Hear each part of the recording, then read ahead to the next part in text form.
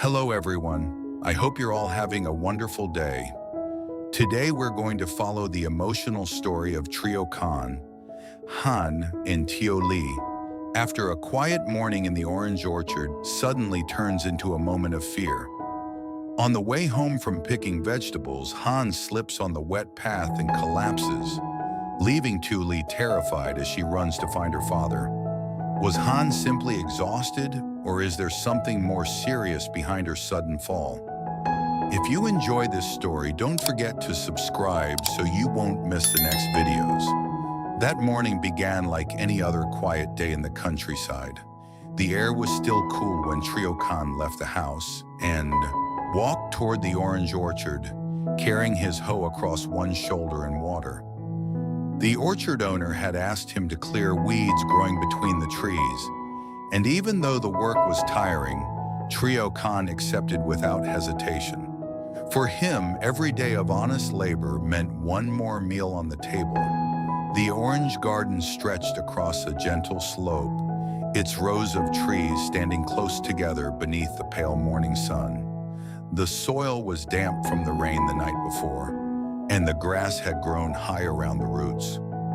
Trieu Khanh bent down and began working carefully, cutting away the wild plants one patch at a time. His shirt soon clung to his back, but he did not complain. He only paused now and then to wipe the sweat from his forehead and glance toward the path leading home. Back at their simple wooden house, Hanh was already moving around the kitchen. The walls were made of old planks, darkened by smoke and weather, and the cooking area sat near the side door, where the morning light came in softly. There was not much in the house, but Hanh always knew how to make a warm meal from whatever they had. She checked the rice pot, looked at the small basket in the corner, and realized they needed more greens for lunch. Tieu Ly had been helping quietly, arranging bowls on the low wooden table and bringing firewood closer to the stove. When Hanh said they should go pick fresh vegetables from the garden path, Tieu Ly quickly nodded. She liked following Hanh because Hanh always turned small chores into gentle lessons. Which leaves were tender, which stems should be left to grow, and how to carry a basket without crushing the vegetables. Together they stepped out of the house and walked toward the vegetable patch beyond the yard. The path was narrow, edged with wild grass and low stones, and after the rain, the ground had become soft and slippery. Hanh walked in front with the woven basket on her arm, while Tieu Ly followed close behind, careful not to step into the deeper patches of mud. The fields around them were quiet except for birds and the distant chopping rhythm from the orange orchard.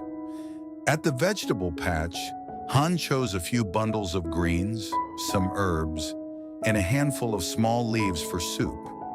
She moved slowly but steadily, though there was a tiredness in her face that Tieu Ly noticed, but did not fully understand.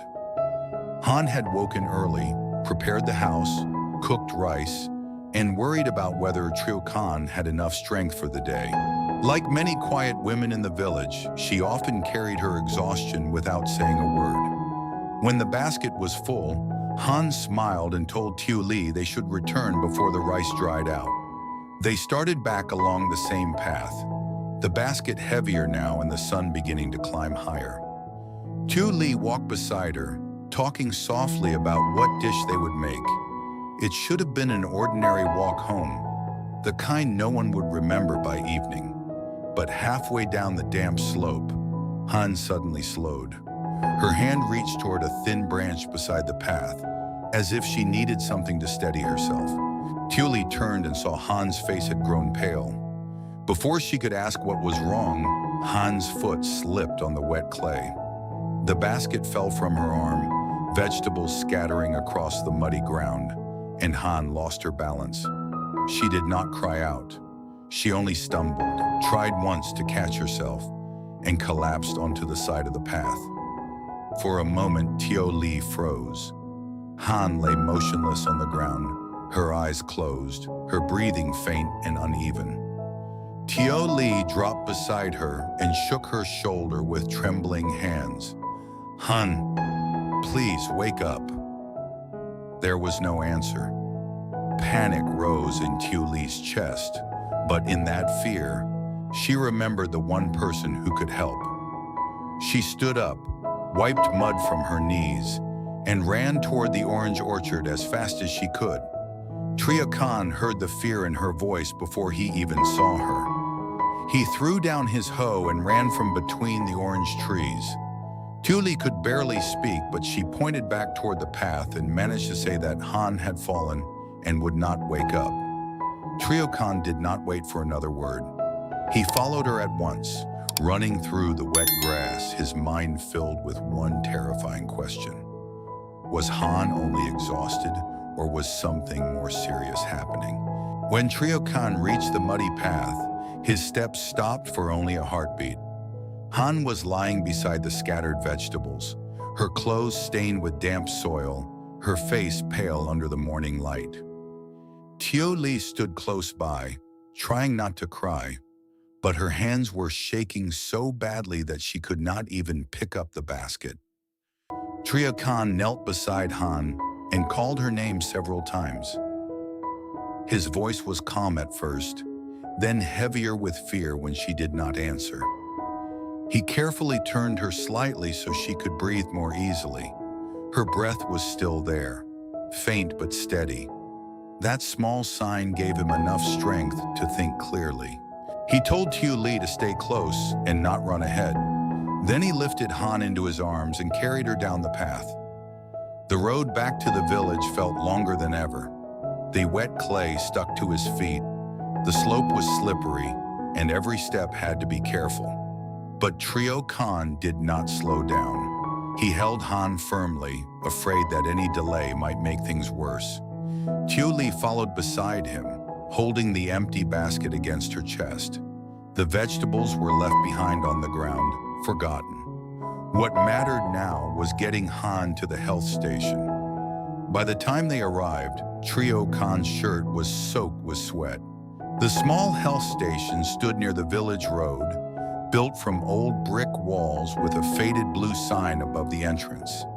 Inside, the room was simple: a wooden bench, a medicine cabinet, a narrow examination bed, and a fan turning slowly above.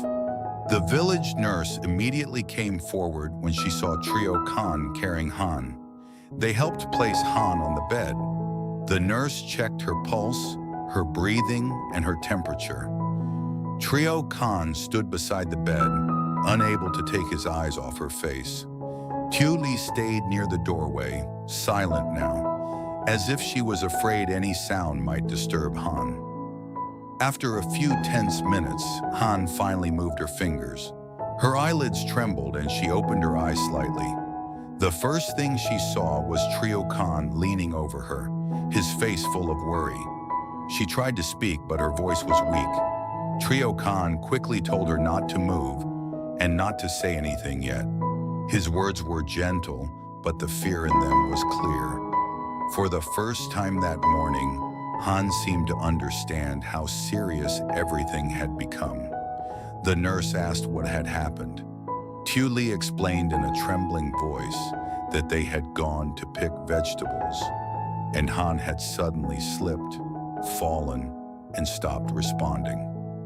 Trieu Khanh added that Han had been working hard from early morning and had eaten very little.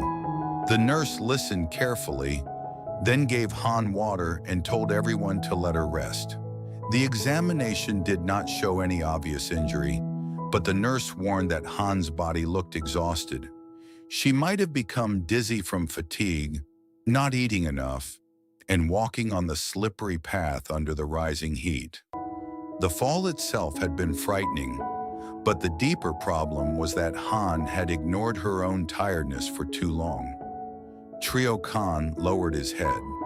He had spent the morning worrying about earning money, but he had not noticed how much Han was carrying at home. She cooked, cleaned, cared for Tieu Ly, prepared meals, and still tried to smile as if nothing was difficult. He realized that hardship had made both of them quiet, but silence did not mean everything was fine. When Han was able to sit up a little, she looked at Tieu Ly and gave a faint smile. Tieu Ly ran to her side and held her hand tightly. Han apologized for scaring her, but Tieu Ly shook her head and refused to let go. That small moment softened the room, but Trieu Khanh still could not fully relax. The nurse told him Han should stay there a little longer for observation, then return home to rest. She also reminded him that if Han felt dizzy again, had pain, or became weak, he must bring her back immediately. Trieu Khanh nodded at every word. This time he listened not only with his ears, but with his whole heart. Later, when Han's color slowly returned, Trieu Khanh supported her carefully as they left the health station. Tieu Ly walked beside them, holding the basket with both hands.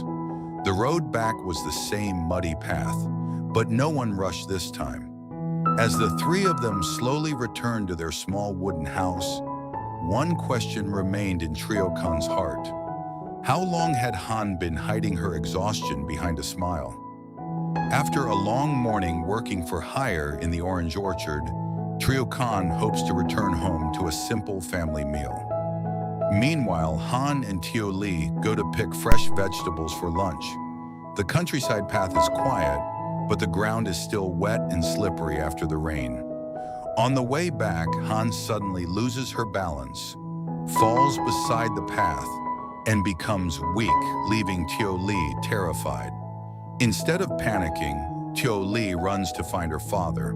Trieu Khanh immediately drops his tools and rushes to Han, then carries her to the village health station for a checkup. As the nurse examines her, the family realizes Han may have been hiding her exhaustion for too long. What begins as an ordinary day turns into a touching story about worry, love, and the silent sacrifices within a family.